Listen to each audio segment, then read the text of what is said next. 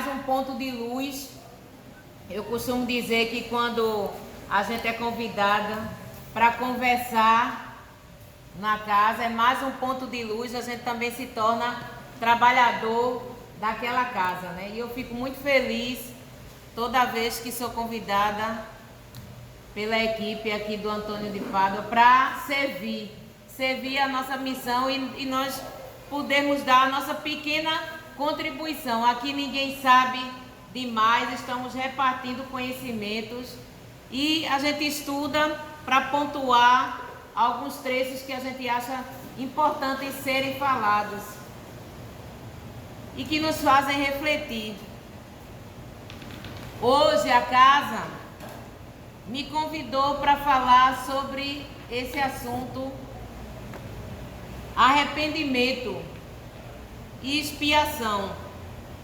Está no Livro dos Espíritos, vai logo as perguntas de 990 a 1000, toda vai em cima dessa questão de expiação e de arrependimento. Mas a gente vai começar trocando informações. Quando a gente ouve assim, expiação e arrependimento, muitas vezes a gente costuma dizer: errar é humano, errar é humano, permanecer no erro é que não pode, né? A gente não costuma dizer isso. E algumas vezes esse errar é humano, algumas vezes a gente se arrepende do que faz, outras vezes não. E é sobre o peso dessas ações que a gente vai conversar a noite de hoje. E o Livro dos Espíritos, ele começa justamente fazendo a seguinte pergunta para nos fazer refletir acerca do que a gente vai conversar hoje sobre esse título. Ele pergunta, Allan Kardec faz essa pergunta à espiritualidade, se o arrependimento se verifica, prestem bem atenção, se o arrependimento se verifica no estado corpóreo, ou seja, quando estamos aqui na matéria, ou no estado espiritual. Quando é de fato que a gente se arrepende? Quando é que esse arrependimento de fato acontece? Quando é que esse arrependimento de fato vai trazer uma evolução, uma transformação? E aí a espiritualidade diz, no estado espiritual, mas pode também verificar-se no estado corpóreo, quando bem compreendeis a distinção entre o bem e o mal. E aí a gente vai começar a refletir. O arrependimento acontece de fato, se verifica de fato no estado corpóreo ou espiritual? Porque nós, como estamos aqui encarnados na matéria, temos essa sensação de quando erramos e temos o conhecimento e assumimos esse erro do arrependimento. Mas a questão, o peso, a gente até pode ter o conhecimento e se arrepender de algo de errado que nós temos feito aqui no plano físico, mas esse arrependimento, a gente dá a ele um peso mais leve, vamos dizer. Essa falta cometida, a gente dá a ela um peso mais leve. E aí a gente, logo em seguida, em que a gente conversa, onde a gente constata essa falta, a gente muitas das vezes promete para nós mesmos e para o alto que não iremos mais cometer determinadas falhas. Mas quando ele diz aqui que de fato de fato o arrependimento se verifica no estado espiritual, porque quando nós deixamos esse corpo físico, é que de fato nós iremos ver o que fizemos no âmbito geral, não só naquele momento, mas desde na nossa reencarnação. A gente vai fazer um levantamento quando a gente se desprende, passa pelo processo de perturbação, começa a se restaurar, quando se desencarna por algum problema de saúde, a se melhorar. E quando a gente começa a entender, adquirir o equilíbrio já no plano espiritual, e aí a gente vê o que a gente lá no plano reencarnatório, o que a gente se colocou, o que nós nos comprometemos que não iríamos fazer, que não iríamos errar, e aí nós constatamos que não conseguimos, sucumbimos, pensávamos que seríamos capazes de não cometer aquela falta. Muitas vezes lá no momento da programação, que para uns é dada a oportunidade de acompanhar, e nos foi dito o que nós iríamos passar, nós achamos até pouco. Quizá algum de nós até dissemos, eu só vou passar isso para recuperar as faltas de outrora. Algo mais, coloque algo mais. Mas a espiritualidade muito sábia, sabendo das nossas limitações e que a gente falhou também em outras oportunidades, vai nos dar as condições necessárias em que precisamos para não repetir de ano.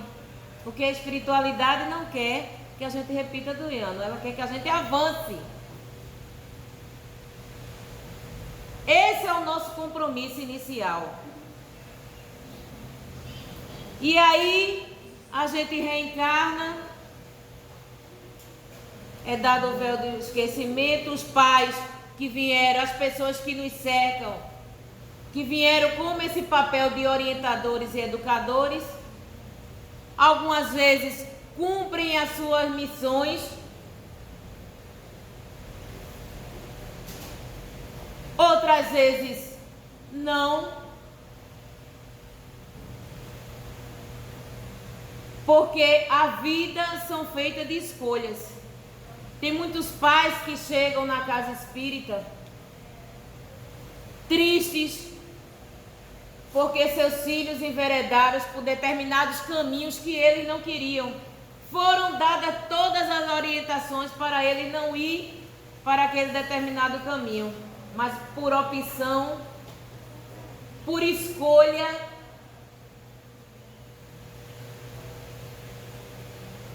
que lá atrás ele pode ter, com certeza, programado, dizendo que não ia seguir aquele caminho, mas por um desequilíbrio ou fraqueza naquele momento, seguiu. E aí veio o arrependimento. Então, o arrependimento, nesse momento em que você está fora, por isso que ele disse que você verifica de uma forma mais acentuada do lado espiritual, porque a gente vai ver todo esse balanço, a gente vai comparar, vai fazer um levantamento do que quando a gente veio para cá, dissemos que não ia fazer e o que dissemos que iríamos fazer, se nós estamos fazendo. Existem dois momentos, eu digo se não é da doutrina espírita, tenho dois momentos na minha vida que eu faço um balanço existencial. Eu acho que vai ter o terceiro na hora do desencarne, né? Mas enquanto vida física, tem dois momentos que eu faço esse balanço, esse levantamento, para que eu vim, se eu estou cumprindo aquele papel que eu me predispus, se eu estou errando mais do que acertando. São 2 momentos que eu costumo fazer isso. Uma é na data do meu aniversário, por isso que eu acho essa data tão importante para todos, pelo menos para mim, é muito importante. E a outra data que eu costumo fazer isso é no final do ano, que é o momento de a gente fazer aquela reflexão dos 365 dias. O que é que a gente fez? Já que todos os anos nos é dado um livro fechadinho, novinho, bonitinho, com 365 páginas.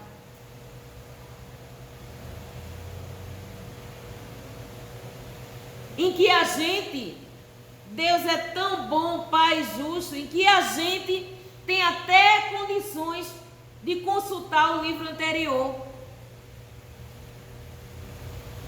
A gente pode até voltar a abrir as páginas do livro do ano passado e ver o que a gente falhou,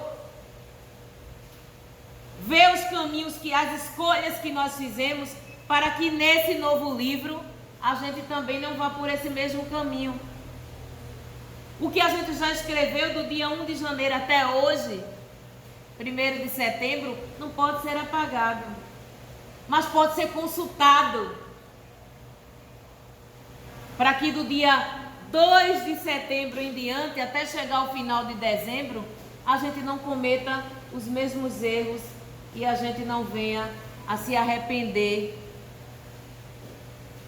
de algo em que muitas vezes vai transformar a nossa reencarnação.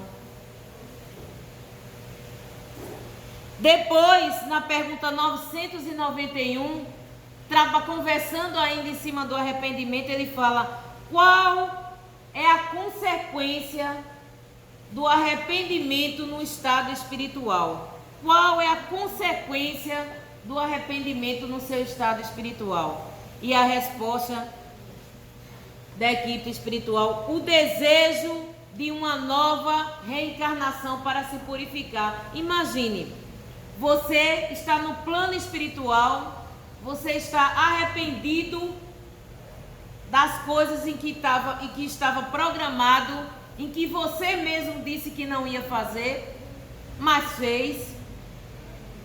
E aí, de imediato, quando você recupera esse equilíbrio, qual é a consequência? O que lhe vem no primeiro momento? É você querer uma nova oportunidade de reencarnar para reparar, para tentar mais uma vez não sucumbir aos deslizes, vamos dizer assim, às falsas portas. O espírito compreende as imperfeições que impedem de ser feliz e aspira uma nova existência, onde possa expiar as suas faltas. Veja, o espírito desencarnado recompõe o seu equilíbrio já no mundo espiritual e quer uma nova oportunidade. Tudo o que ele mais quer é uma nova oportunidade para reparar as suas faltas. O por isso da nossa existência aqui na Terra, gente, tem que ser tão valiosa. Eu costumo dizer que para mim o dia mais feliz da minha vida é o dia do meu aniversário. Eu faço uma festa, eu comigo mesmo, vocês não queiram nem saber. Eu já começo a fazer festa do dia 1 de fevereiro. E olha que meu aniversário é dia 28. Eu já vou colocando, gente, hoje é dia 1, falta 27 dias.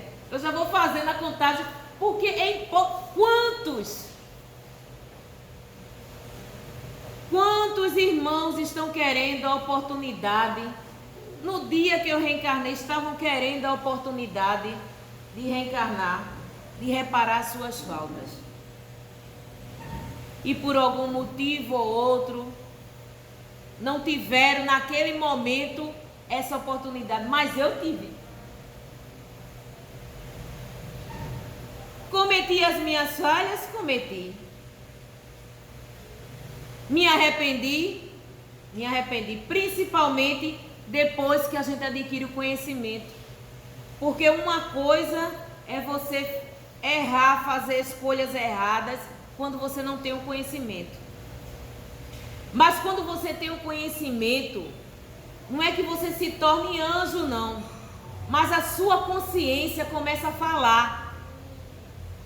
Ou talvez ela sempre falou, mas você não ouvia, não tinha ouvidos para ouvir. E o conhecimento, a doutrina espírita, é essa bênção, é esse consolador prometido que veio para nos despertar,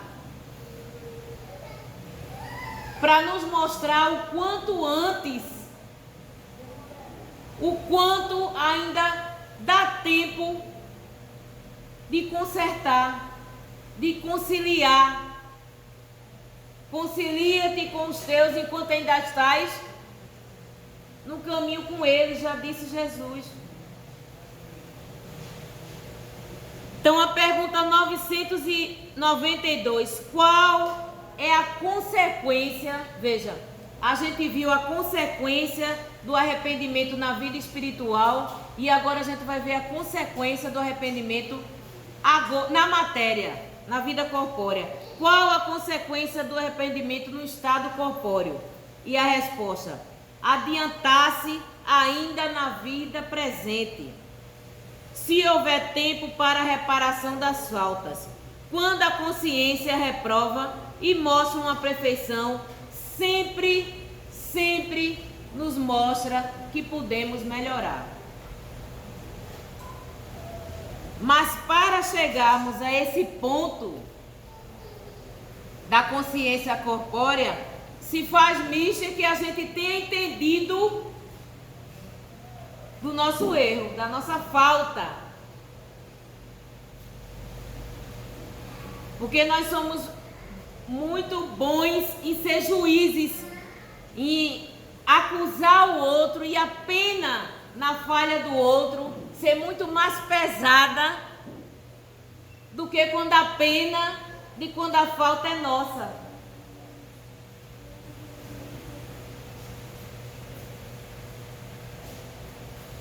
E quer ver um exemplo? Muitas vezes a gente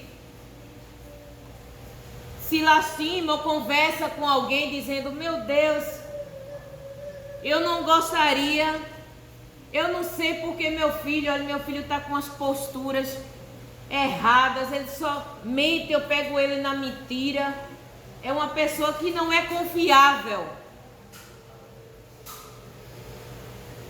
Aí você volta lá atrás, quando alguém batia na sua casa, fulana está aí lhe procurando, aí você manda seu filho dizer: vai lá para a vizinha e diz que eu não estou não. É uma falha besta, né? É um deslize pequeno, mas o veneno, ele tanto pequeno como maiorzinho, ele vai fazer o mal do mesmo jeito. Então são essas ações que muitas das vezes a gente se choca porque uma determinada pessoa que convive com a gente está se comportando de uma forma A, B ou C, e a gente não olha o exemplo. Muitas vezes a gente não quer que aquele ser não beba, não fuma, não fale palavras feias, vamos dizer assim. Mas a gente, quando tem oportunidade, a gente se excede, se não todo dia, no final de semana, se não nenhum vício, todos os dias. ensinam aquelas palavras toda vez que levam uma topada. São exemplos. Jesus não deixou nada escrito, mas deixou uma coisa muito mais rica do que a escrita, que foi o exemplo. Então, o exemplo, gente, vale mais do que 1000 palavras. Principalmente nessa geração de hoje. Essa geração de hoje, que se você conversar com um jovem, com um adolescente ou até mesmo com uma criança, já com certo entendimento, e você disser a ela: meu filho, não faça isso não, que isso é feio. Cuidado, viu, quando você disser isso, porque você também tem que não fazer. Porque se você fizer, ele vai dizer: esse final de semana mesmo eu ouvi isso. Uma mãe dizendo para um filho: meu filho, você está bebendo demais final de semana, deixe de beber. Aí ele na mesma hora chegou para ela, fez: minha filha, você está fumando demais todos os dias, deixe de fumar. É o exemplo.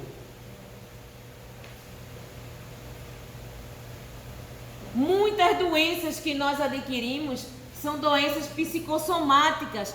Nós trazemos para a gente e adoecemos o corpo físico. Essa máquina perfeita, que muitas das vezes não está programada para ir embora. Estudando sobre a morte, eu passei mais de 1 ano estudando sobre o processo do desencarne, e eu vi que a grande maioria das vezes, dos desencarnes, são fora da hora. Ou seja, a gente antecipa o nosso momento de ir para casa e depois a gente se arrepende.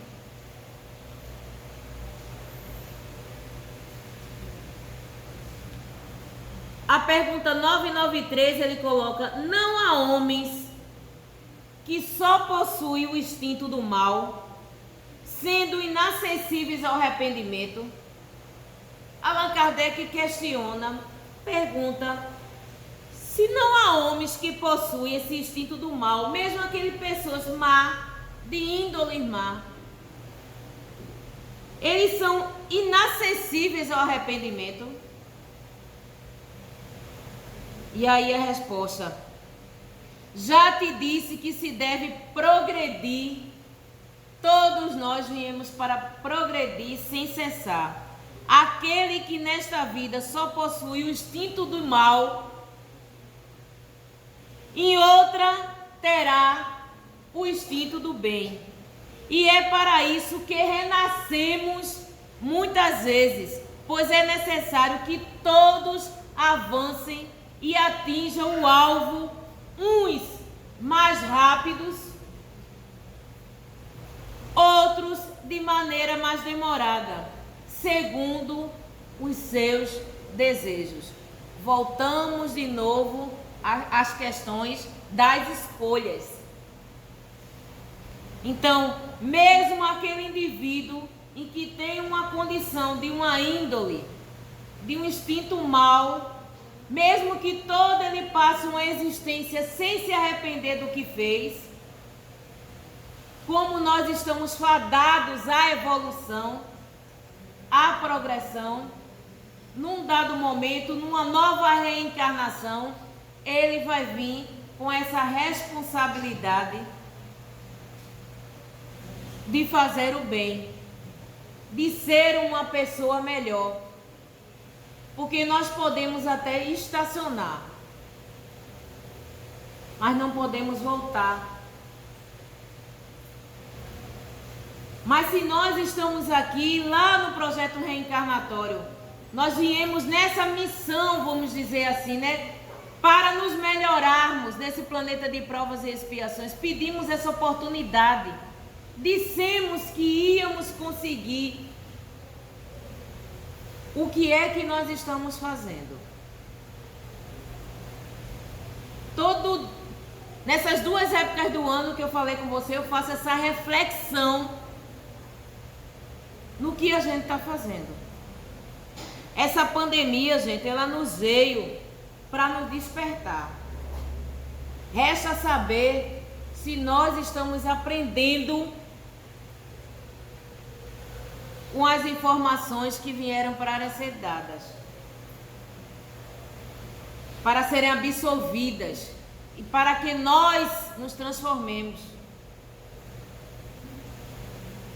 Está lá na pergunta 737 do Livro dos Espíritos. Por que Deus permite os flagelos destruidores da humanidade? Por que Ele permite? Porque Ele, como Deus, poderia colocar aqui não, nada acontece aqui nesse orbe. Nada vai acontecer. Ninguém vai sofrer. E a resposta da espiritualidade amiga, para nos fazer avançar. Nesse momento de processo de dor, a dor tem a função de uma mola propulsora para nos fazer avançar. O que levaríamos séculos para evoluir, iremos evoluir em alguns anos, se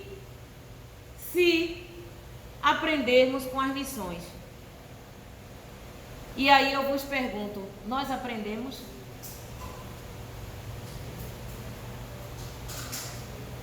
Porque lá no livro, No Rumo do Mundo de Regeneração, uma psicografia de Divaldo, psicografia pelo espírito de Manuel Filomeno de Miranda, que foi entregue, psicografado por Divaldo em julho de 2020, mas ele lançou já em novembro de 2020, ou seja, no auge da pandemia, em que nós precisávamos de informação.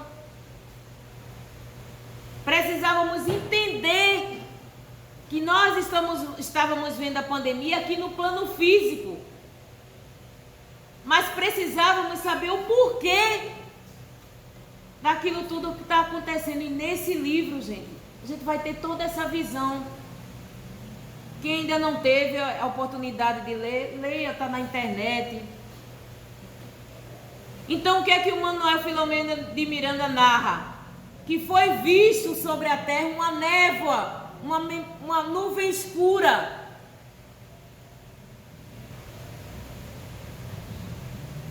Clarins tocaram. O anjo Ismael, o Criador, convocou o anjo Ismael para fazer uma caravana, organizar uma caravana de irmãos cientistas, médicos, enfermeiros, tudo vieram nessa caravana. Médios de desobsessão, tudo vieram. E aí, quando a gente vê essa nuvem escura plasmada no orbe, quem plasmou, gente? Aí você diz assim, eu não fui, Rose, eu não faço nada de mal. Mas o que é que você faz de bem? O que é que você está produzindo para que aquela nuvem fosse dissipada? Porque toda vez que a gente não perdoa, a gente contribui para aquela nuvem. Toda vez que a gente é orgulhoso, a gente está colocando pinguinhos naquela nuvem. Toda vez que a gente não olha para o outro como se a dor do outro fosse só do outro, não fosse nossa. Ou seja, a falta da caridade, toda vez que a gente não exercita isso, a gente só procura estar bem, nós e os próximos, e não ver a dor do outro, não sente a dor do outro como poderia ser sua, também a gente está ajudando para plasmar aquela nuvem. Então, se a gente colocar aquela mágoa que a gente tem de um parente que a gente não perdoa, aquela pessoa que já cometeu alguma falha conosco nesse plano físico, em que a gente não perdoa,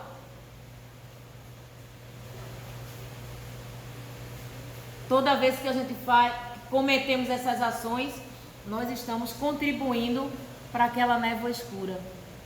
Então nós contribuímos. de alguma forma, nós contribuímos. E a caravana, essa caravana celestial, vamos dizer assim, veio para nos ajudar. E aí, quando a gente começa a ouvir isso e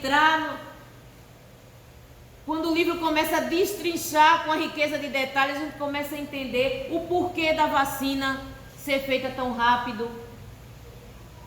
Nunca se fez uma vacina tão rápida, a gente começa a entender. Vieram vários cientistas e vários médicos. Então, leiam esse livro, gente. A gente começa a entender da mesma forma porque a equipe estava preocupada de mandar nessa caravana médios de desobsessão. Por quê? Porque da mesma forma que estava se organizando uma equipe altamente preparada para nos ajudar, também tinha uma equipe altamente preparada aqui para desarticularmos, para nos desequilibrarmos, principalmente os pontos de luz que são as casas espíritas. Então no livro fala de um certo desequilíbrio sobre uma determinada casa espírita em que eles se colocaram como ponto de trabalho e começaram a ver vários irmãos querendo justamente desestimular com que os irmãos se unissem, estudassem, para que os pontos de luz não se juntassem para resolver, para emitir fluidos positivos. E aí a gente começa a entender várias coisas.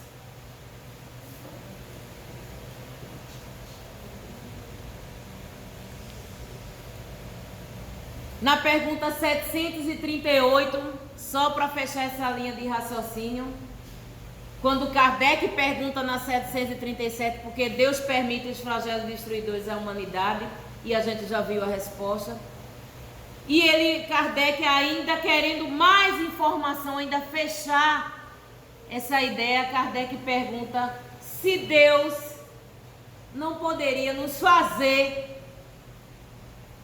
aprender de outra forma.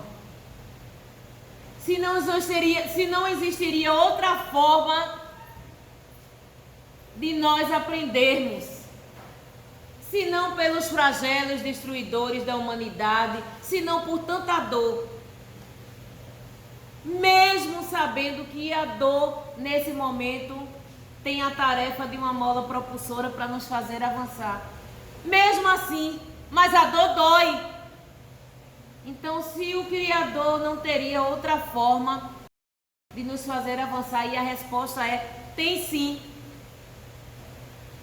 E Ele nos dá essa oportunidade de a gente avançar sem ser pela dor todos os dias.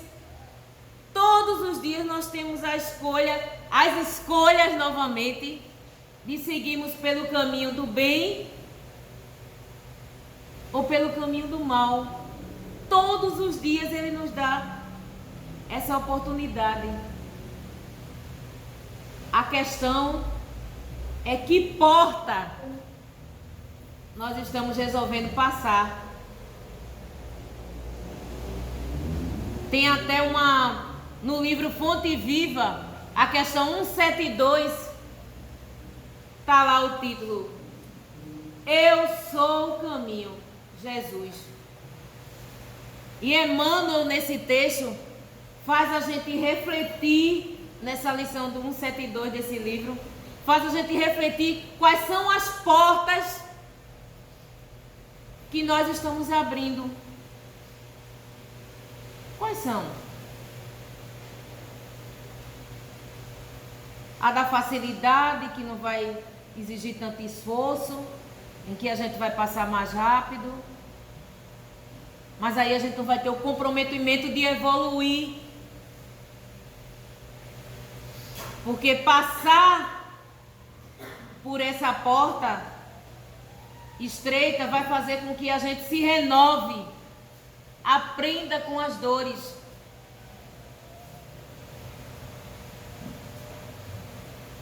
Na pergunta 995, há espíritos que, sem serem maus, sejam indiferentes à própria sorte? Há espíritos que, sem serem maus, sejam indiferentes à própria sorte? Há espíritos que não se ocupam de nada útil, estão na expectativa, mas sofrem de acordo com a situação.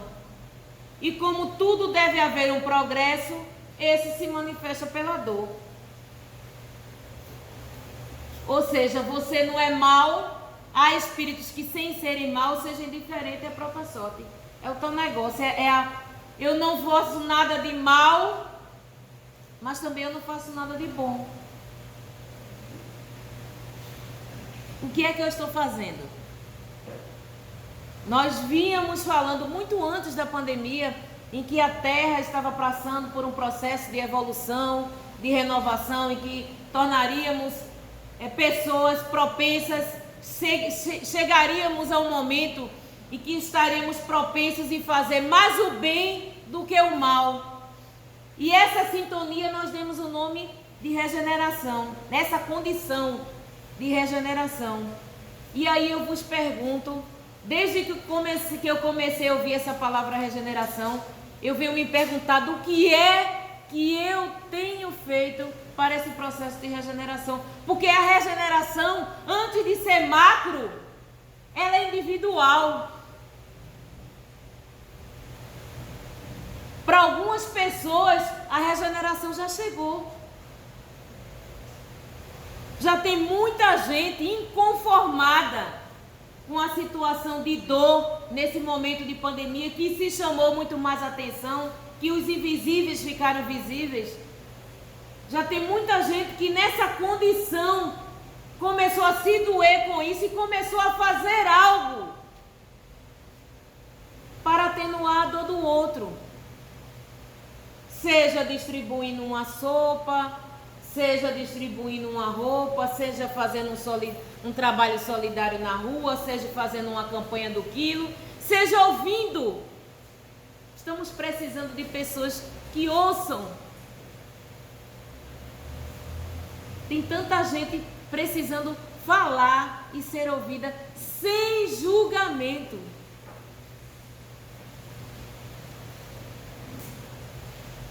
Porque lá atrás, há muito tempo lá atrás, o Cristo já falou: atire a primeira pedra aquele que não tiver falha. Mas muitas das vezes a gente enche muitas mãozinhas de pedra para jogar nos outros.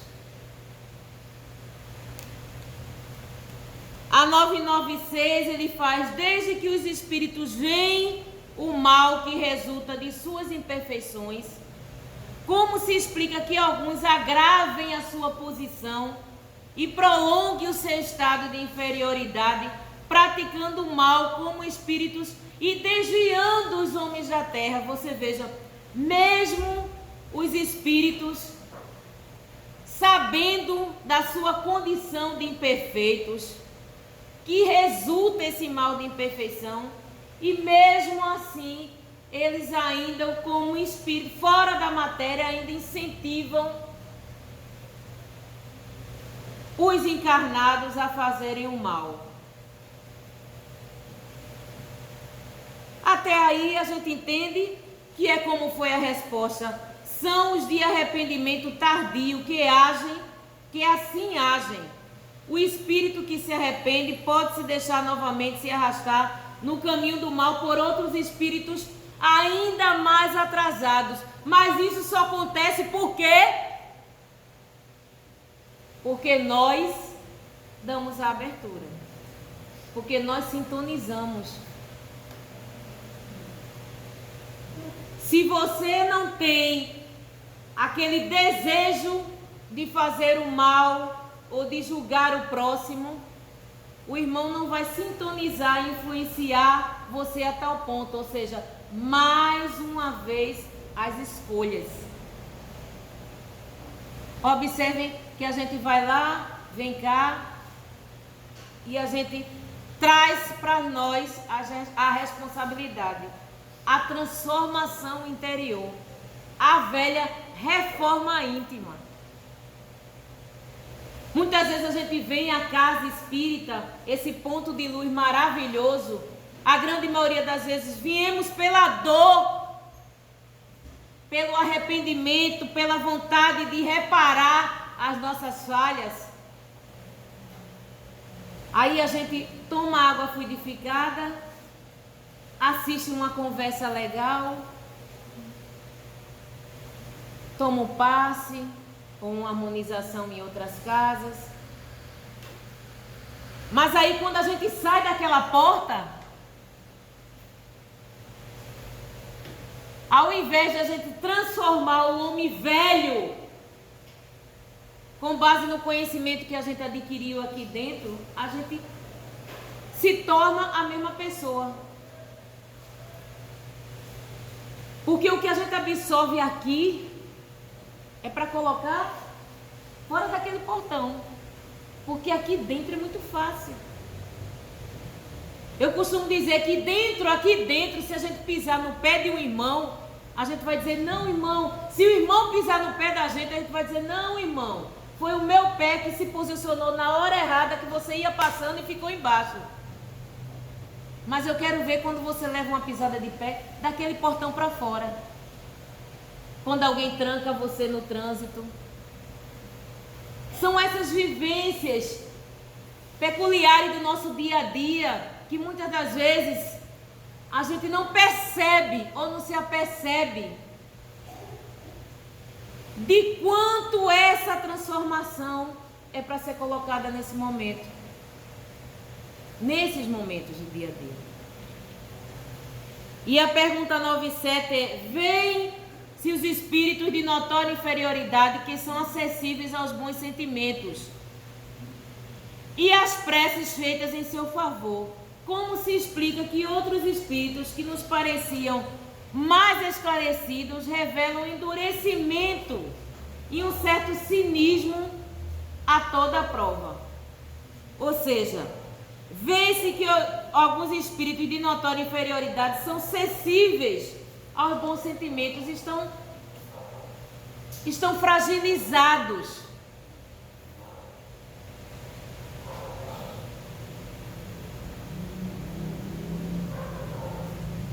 A gente, quando está com dor, nós estamos fragilizados. Então a gente fica mais sensível, mais receptível a uma prece, a uma transformação, a um conselho. E muitas vezes aquele irmão que não está passando naquela condição ainda não tem a condição ainda, o equilíbrio de absorver aquelas preces emitidas.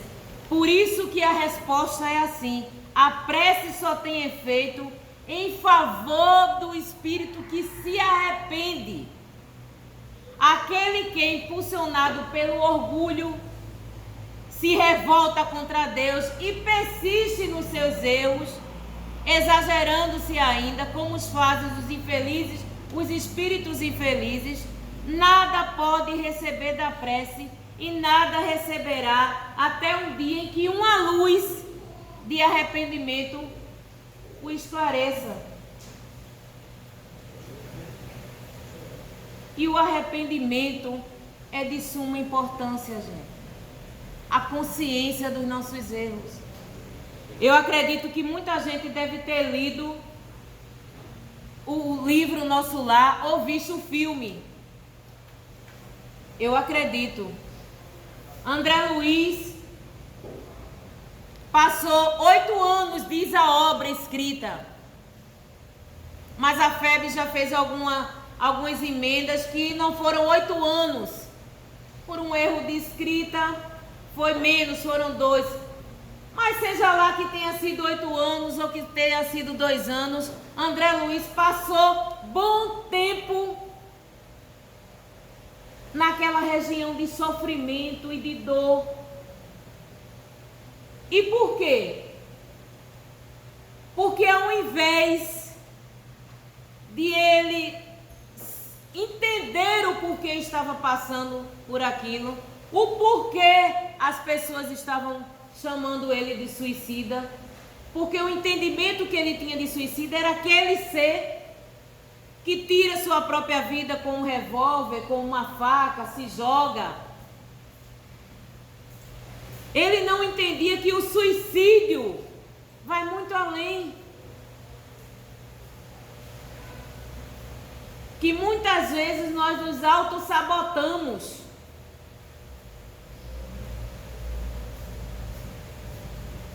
Adquirindo vícios, adquirindo todo tipo de excesso, e aí vem as doenças que terminam ceifando aquela vida daquele corpo físico.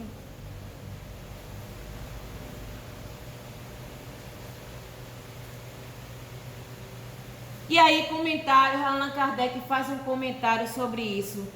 Não se deve esquecer que a morte do corpo, o espírito, não é subitamente transformado. Se sua vida foi repreensível, é que ele era imperfeito.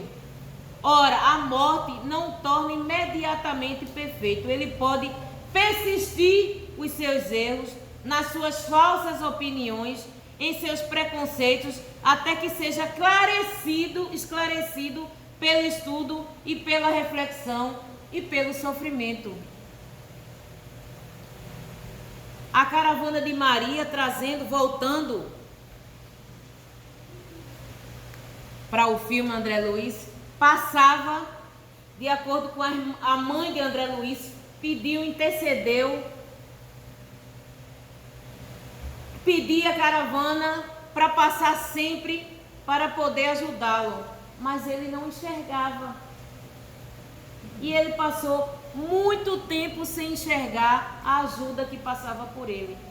Mas, quando ele deixou de reclamar e começou a orar, a pedir ajuda de fato, a ajuda chegou. Ele conseguiu visualizar a ajuda. Então veja o nosso comportamento, trazendo esse exemplo para a matéria, quantas vezes a gente, ao invés de reclamar, a gente vai para trás. Ao invés da gente reclamar de uma determinada situação, um problema que nos aconteceu, a gente ter uma visão positiva, resignada daquela situação.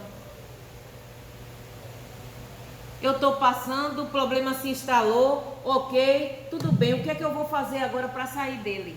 Essa é a nossa postura. Ele já veio, já chegou, já aconteceu. Eu já estou sentindo a dor, eu estou sofrendo, e aí? A dor é inevitável, mas o sofrimento é opcional.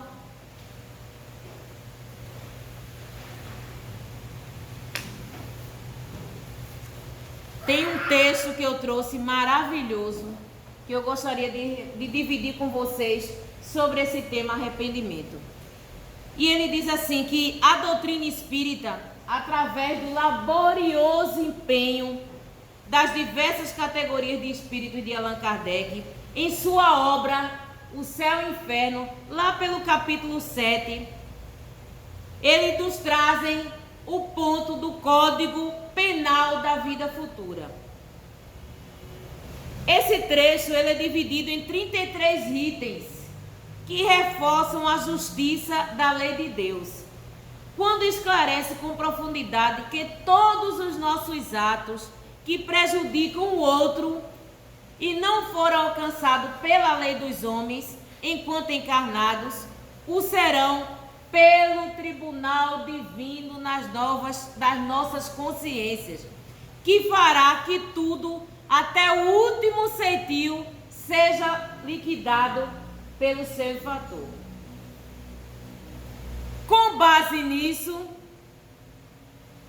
assim cai por terra a ideia que basta um arrependimento no último momento que talvez não custa mais que poucas palavras e ficaremos livres, isentos assim de todos os nossos débitos com aqueles que prejudicamos.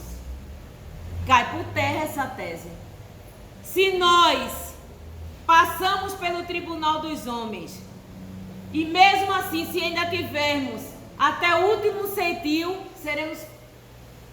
seremos cobrados pelo tribunal da nossa consciência.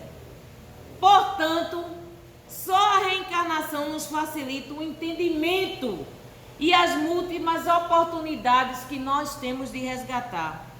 O arrependimento, meus caros, é só o primeiro passo para o reajuste, pois temos aí o desejo, a vontade e a esperança de mudarmos os fatos, mas não é só isso, é necessário a expiação e a reparação, senão onde haveria justiça? Não basta só o arrependimento. A gente vai ter que expiar e vai ter que reparar para ouvir, para ter a justiça, para de fato se concretizar a justiça divina. Diz o Livro dos Espíritos, na pergunta 998, que a expiação se cumprirá mediante as provas da vida corpórea e na vida espiritual pelos sofrimentos morais inerentes à inferioridade. Já o resgate de nossas faltas se dará durante todo o nosso estado corporal, quando é mais propício o acerto com o adversário. Pois Jesus foi bem claro quando ele disse: reconcilia com o teu adversário enquanto estás a caminho com ele. Quer se melhorar? Quer se transformar? Quer um mundo melhor? Quer fazer parte desse mundo? Se transforme. Essa é a hora, minha gente. O momento é agora. De a gente trabalhar aquelas mágoas, aqueles rancores, aquela falta de perdão, aquilo que muitas vezes está como uma âncora, nos impedindo de avançar. Essa é a hora da gente sair da nossa zona de conforto e fazer algo por aqueles que não têm o mínimo de condição. Uma coisa é você sofrer no conforto de ter sua casa, de ter um lugar para tomar um banho, tomar um alimento. Outra coisa é você sofrer sem nada. Eu faço parte dos Anjos da Noite, quem me conhece sabe disso. E os Anjos da Noite é um grupo de colegas, de amigos, de religiões distintas. Eu tenho amigos espíritas dentro dos anjos, tenho amigos evangélicos, tenho amigos umbandistas, tenho amigos até que diz que não crê em Deus. Tudo bem, mas está lá toda noite servindo, ajudando e colocando a comida até na boca daquele que não consegue se alimentar. Isso é Deus, gente. Deus está nisso. Eu fico maravilhada, a gente passa quase 2 horas na rua. Sábado agora a gente ficou de 3 horas da manhã até 7 da manhã. Vendo de fato quem mora na rua, ouvindo o que de fato levou aquela pessoa a estar ali. Que muitas das vezes a gente está de fora e tem uma visão errônea. Ah, é um vagabundo, ah, não quer trabalhar. Ah, se não era para estar ali não, era para estar trabalhando. Gente, o trabalho está difícil para quem está formado, que tem N condições.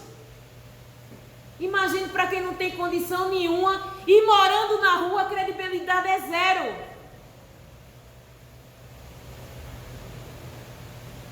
Aí você olha para um lado, olha para o outro, vai seguir que caminho? Nada justifica o caminho errado. Nada. Volto a dizer, a vida são feitas de escolha. O problema se instalou, o que é que você vai fazer? E tem gente se virando, tem muita gente de bem. De bem. Que vai lá, pega sua comidinha e diz, Rosa, olha, eu durmo ali naquele pontozinho ali, mais afastado, porque por aqui é mais pesado tudo. A turma rouba tudo e eu não quero isso.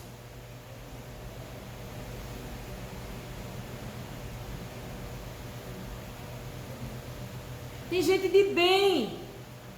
Gente que foi abusado dentro de casa por padrasto, por N parentes e não querem mais aquela situação. Preferiu estar na rua. Gente que ficou desempregado e a empresa não fez o acerto, mandou o cara ir para a justiça, o cara vive de aluguel, vive disso, vive daquilo outro. O tempo está passando, ele não teve mais como pagar o aluguel, está na rua com a família. Querendo uma passagem, pedindo uma passagem, o dinheiro de uma passagem para voltar para o interior dele. E muita gente não quer dar, achando que ele vai pegar o dinheiro para usar droga, porque é o que a gente vê, o preconceito. O preconceito é aquele conceito que a gente tem sem conhecimento. E aí corre para a gente para pedir ajuda.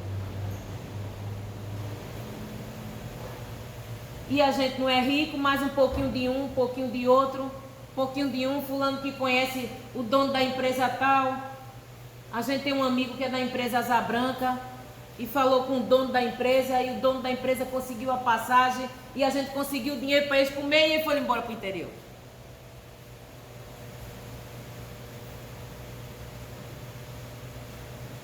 Então eu poderia narrar aqui histórias aos montes. Então, muita história. Em que ficaram mais perceptíveis agora na pandemia. E sempre podemos fazer algo. A Rosa, eu não tenho condições de estar na rua fazendo esse trabalho. Os anjos têm todos os dias, de domingo a domingo. Eu, particularmente, só vou na sexta de noite e no sábado de noite. Porque eu tenho a campanha do que um dia domingo, que é meu amor, e eu não deixo. E durante a semana tenho os compromissos com as casas queridas. Mas tem outros colegas que estão lá. Somos 84.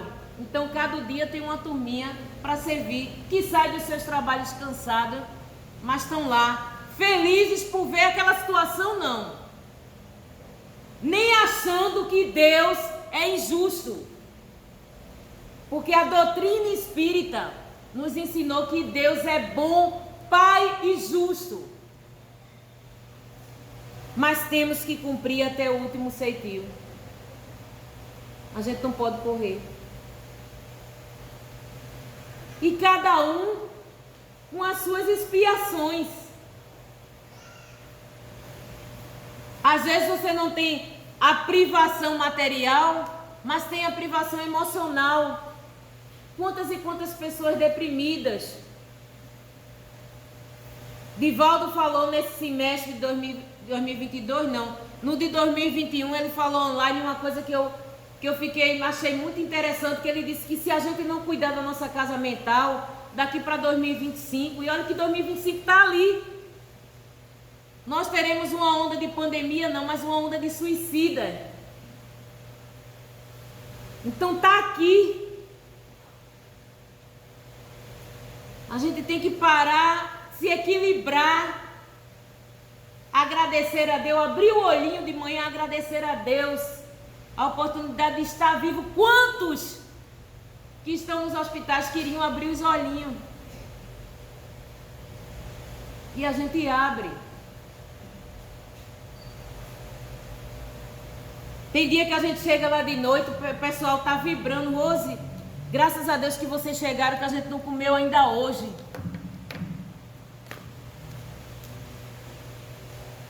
Ah, Rose, mas tem muito marginal ali no meio? Tem.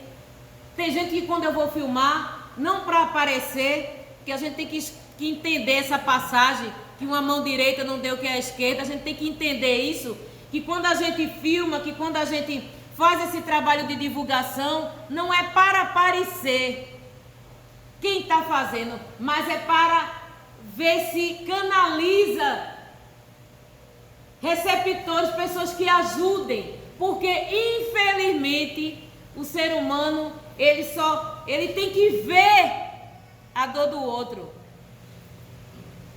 Ele tem que estar vendo aquela situação precária para ele sair da sua zona de conforto e ajudar. O ideal é que nós ajudássemos sem precisar ver, mas a gente tem que ver. A gente fica mais sensível quando a gente vê uma catástrofe na televisão. Aí a gente se olha as doações para entregar aqui na Praça do Derby, a gente corre para a Praça do Derby para entregar aquelas doações. Porque aconteceu aquela catástrofe. Mas a fome, gente, tem matado muito mais do que a pandemia. E isso é todos os dias. E o que a gente pode fazer? Não pode estar nesse trabalho de rua, mas pode fazer uma doação de 1 quilo de feijão, entrar em contato. São tantas ONGs, tanta gente aí está procurando fazer o bem. Não são os anjos, não. Eu tenho mesmo uns 3 equipes aí, umas 4 equipes que eu converso, que a gente bate papo e está todo mundo se movimentando. Na medida que pode, como pode, mas está fazendo alguma coisa. Está se mexendo, está saindo da sua zona de conforto para nos tornarmos seres humanos melhores. Então, o arrependimento, as expiações e as reparações acontecem ainda nesse plano em que estamos aqui agora. Então, reconcilia-te com os teus enquanto ainda estás no mesmo caminho com ele. Faz algo para atenuar a dor do outro, já que tu tens o suficiente para cumprir a sua jornada. Ajuda aquele ainda que não tem. Mas como eu falei há pouco, a Rose tem muito marginal. Tem. Até quando a gente vai filmar, tia, não me filme não que eu estou sendo procurado. Se preocupe não, meu amigo. Venha, fique para cá que eu só filmo para lá. E tá tudo bem. Atire a primeira pedra. O erro dele foi visto pela sociedade. E os nossos? Internos. Que ainda não foram vistos por ninguém. Mas que nós sabemos que temos. Ou que já cometemos.